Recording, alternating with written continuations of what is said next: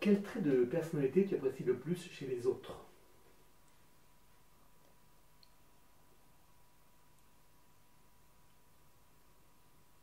L'honnêteté. Je déteste le mensonge. C'est quelque chose que j'évite moi de faire le plus possible. Parce que je ne suis pas du tout alignée avec qui je suis quand je mens. Et du coup, quand les autres mentent, ça me met très mal à l'aise parce que bon, je le détecte très facilement. Du coup, je trouve que ça serait plus simple si on agissait tous en honnêteté. Ça éviterait des quiproquos, des tergiversations et de la perte de temps. Et Dieu sait combien on manque beaucoup de temps sur Terre. Une vie, c'est pas assez pour améliorer les choses. Et pour quel défaut tu as le plus d'indulgence? Je pense que la peur, c'est tellement une émotion qui prend aux tripes que c'est difficile de se contrôler. Je pense que beaucoup de gens font de mauvaises actions par peur. Peur des autres, peur de l'image qu'ils vont donner, peur de perdre quelque chose. Et du coup, c'est quelque chose que je comprends. Est-ce que c'est quelque chose que tu as subi? Moi, je suis quelqu'un qui a très peur. J'ai beaucoup de peur. Je travaille dessus. Et c'est vrai que parfois, je pense, les peurs nous éloignent de notre être véritable, on va dire.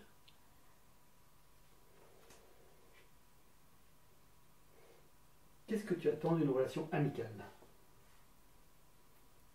J'attends que mon ami me renvoie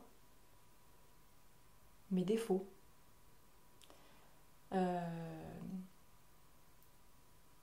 J'ai des amis qui me disent non, là, ça va pas. Là, t'as fait ça, j'aurais pas agi comme ça. Voilà, tu es comme ci, Pauline, tu es comme ça. D'ailleurs, quand je cherchais ma réorientation professionnelle, ce miroir-là m'a été très bénéfique. Parce qu'en plus de me renvoyer mes défauts, ils m'ont également renvoyé mes qualités que moi, je ne voyais pas. Donc j'attends vraiment voilà, que l'autre soit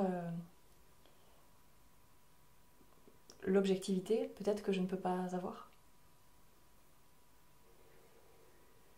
Et si tu devais nous décrire tes amis, quels seraient leurs points communs?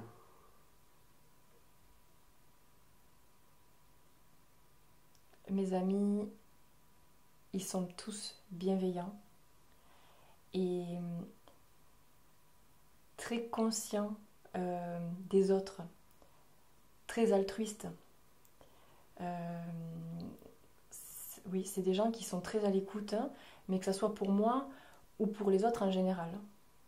Il y a vraiment une très grande bienveillance chez mes amis.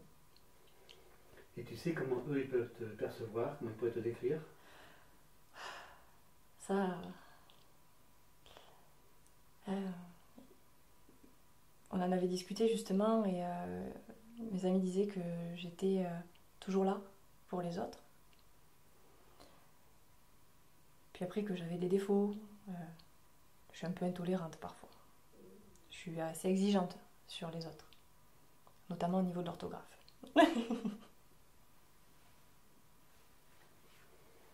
Comment tu décrirais ta façon de communiquer avec tes proches?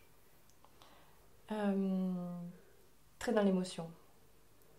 Moi, c'est de l'émotion brute qui sort. Avec mes proches, j'ai pas de filtre. Donc, que ça soit dans l'amour ou dans l'agacement, ça part direct en fait. Après, avec les autres, j'enrobe. Et je déteste ça. J'ai beaucoup de mal à me mettre des filtres parce que j'en ai tellement eu par le passé que maintenant j'ai plus du tout envie de faire d'efforts là-dessus en fait. Non pas que j'étais pas authentique, hein, mais voilà, je faisais attention à pas froisser.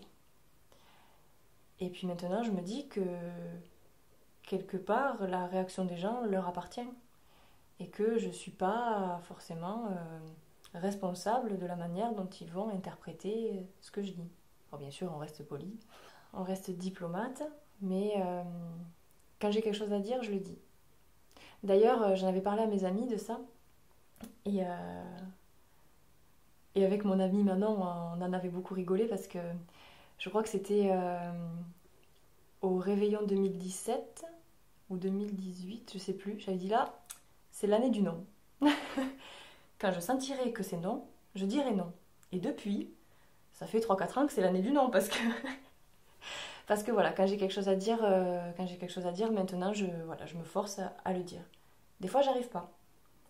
Des fois, les autres comment dire, me bloquent un peu. C'est-à-dire que voilà, si quelqu'un me dit quelque chose, ça peut tellement m'ébranler que sur le coup, je ne vais pas réagir.